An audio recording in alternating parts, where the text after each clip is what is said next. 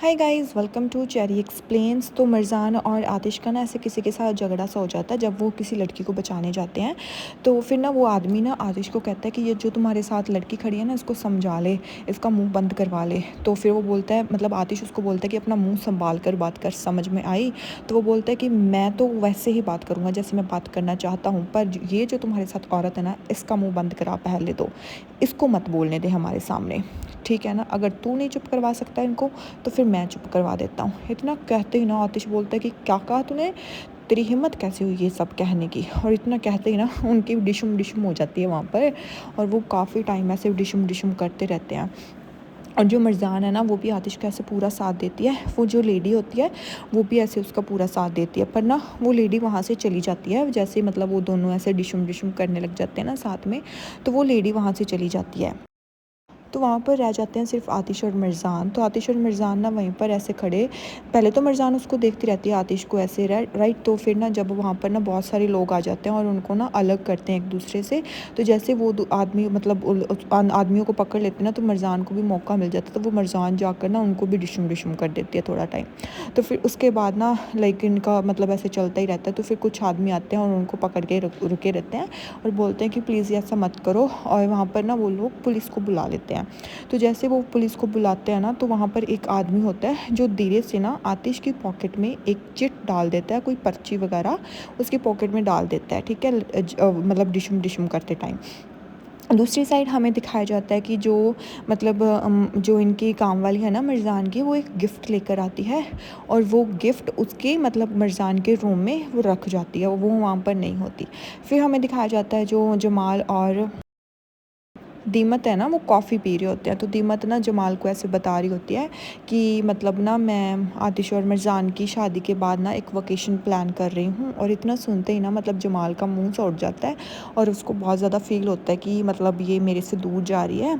तो फिर वो बोलती है कि मतलब मेरे को ऐसे लगता है कि मेरे को ना ब्रेस्ट की ज़रूरत है, क्योंकि जितना कुछ मेरी लाइफ में हो गया।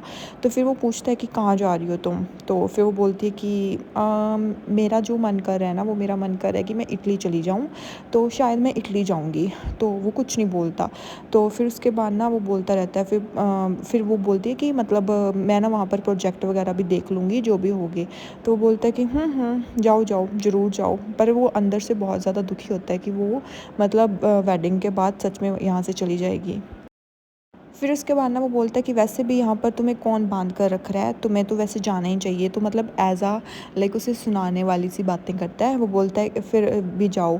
फिर उसके बाद वो बोलती है कि हाँ तुम सही कह रहे हो कि जितना कुछ मैंने यहाँ पर सह लिया है ना, अब मुझे सच में लगता है कि मुझे यहाँ से चले जाना चाहिए। वैसे भी अगर मेरे भाई को मेरी फ़िक्र नहीं है तो मतलब और किसी को होगी, राइट। तो और यहाँ पर बहुत कुछ हो गया है मेरी वजह से, मान लो जाए चाहे मेरे भाई की वजह से, मान लो जो भी हो रहा है ना हमारी वजह से ही हो रहा है।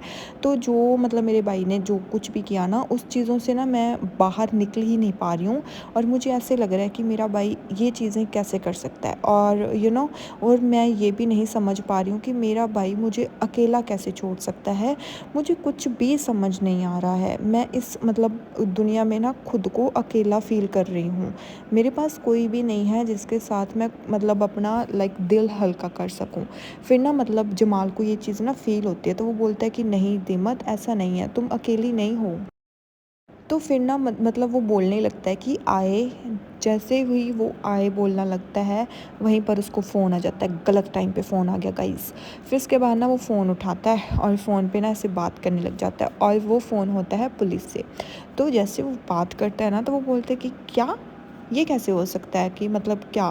फिर वो बोलता है कि मतलब आप लोग उनको छोड़ क्यों नहीं सकते। वो बोलता है कि तुम्हें यहाँ पर आना होगा, अभी आगे से पुलिस वाले बोलते हैं। तो वो बोलते हैं कि ओके कोई बात नहीं, मैं हैंडल कर लूँगा, आप अभी आता हूँ मैं यहाँ पर। तो फिर वो बोलते हैं कि क्या हुआ, मतलब वो घबरा जाता है ऐसे जमाल। वो बोलते हैं कि क्या हुआ क्या हुआ। वो बोलता है कि मतलब मिर्ज़ान और आतिश ना स्टेशन में है। तो वो बोलते हैं कि क्यों। फिर वो बोलता है कि मतलब उनकी कोई डिशम डिशम हो गई थी किसी के साथ, तो वो वहाँ पर है। वो बोलते कि oh my God come on, अभी पहले प्रॉब्लम्स कम थी, अब इन्होंने और कोई प्रॉब्लम खड़ी कर दी। फिर उसके बाद ना ये दोनों जाने लगते हैं। भाई क्यूट लग रही है इनकी जोड़ी। फिर उसके बाद हमें दिखाते हैं स्टेशन का व्यू। तो उसमें ना जो पुलिस होती है ना, वो मिर्ज़ान को अलग अलग जगहों पर लेके जाती है, मतलब होते वो साथ साथ ही हैं। तो जैसे ही वहाँ पर उसको अंदर कर देते हैं ना, तो आतिश ना मिर्ज़ान की तरफ ऐसे देखने लगता है। तो मिर्ज़ान ना ऐसे थोड़ी सी घबराई काइंड ऑफ होती है, और वो काफ़ी थोड़ी सी टेंशन में भी होती है। तो जैसे वो वहाँ से जाते हैं ना, तो जो वो पुलिस वाला होता है ना, तो वो बोलता है कि मतलब जो प्रॉब्लम्स है ना, मैं तुम्हें लोगों को बता रहा हूँ, ये तुम्हें कभी नहीं छोड़ने वाली। मैं मतलब मेरे को ऐसे लग रहा है कि मैं यहाँ पर ना तुम्हें रोज़ देखने वाला हूँ। तो इतना कहकर ना वो वहाँ से चला जाता है। तो मिर्ज़ान ना आतिश को बोलती है कि अब क्या हम यहीं पर रहेंगे? तो आतिश वहाँ पर ऐसे ऐसे घूमने लग जाता है। तो वो बोलता है कि क्या हुआ, अब तुम्हें यहाँ पर पसंद नहीं आ रहा क्या? फिर उसके बाद ना वो उससे पूछता है कि क्या हुआ, सच में बताओ मुझे, क्या तुम्हें ठंड लग रही है? मुझे पता है कि तुम इस तरीके की जगह से यूज़ टू नहीं हो। क्या हुआ? तो फिर ना वो आतिश की तरफ ऐसे देखने लगती है। तो आतिश उससे बोलता है कि क्या हुआ, बताओ ना। वैसे भी थैंक यू सो मच, तुम्हारी वजह से हम यहाँ पर हैं। तो मरजाना फिर उसकी तरफ देखने लगती है कि आर यू सीरियस, यहाँ से बाहर निकलने का कोई बंदोबस्त करो, तुम मुझसे ही लड़ रही हो।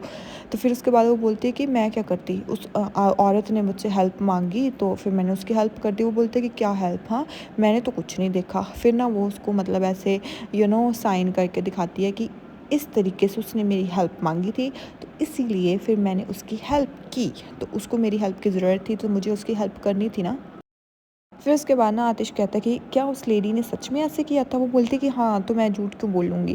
फिर बोलता है कि फिर वो औरत वहाँ से भाग क्यों गई? हाँ, तो उसको तो नहीं जाना चाहिए था ना जब हमने उसकी हेल्प की। तो वो कुछ भी नहीं बोली। वो बोलती है कि मुझे नहीं पता, मुझे ऐसा लगता है कि शायद वो डर के भागी होगी, क्योंकि वो अकेली रह गई थी और वो बेचारी डर गई होगी। वो बोलता है कि सीरियसली, चलो कोई बात नहीं, वैसे भी मतलब पुलिस उनको ढूँढ लेगी। वो बोलती है कि हाँ, मैंने ऑलरेडी पुलिस को बता दिया था कि उस लड़की को हमारी हेल्प की ज़रूरत थी, इसीलिए हमने मतलब वो सब किया और पुलिस उनको ढूंढ ही लेगी। तो वो बोलता है कि हाँ हाँ, कोई बात नहीं, तुम टेंशन मत लो और हम यहाँ से बाहर निकल आएंगे। फिर वो बोलती है शायद उन लड़कों को भी अब सबक मिल गया होगा कि ऐसे किसी के साथ नहीं ऐसा करना चाहिए। वो आतिश बोलता है कि हाँ, तुम सही कह रही हो।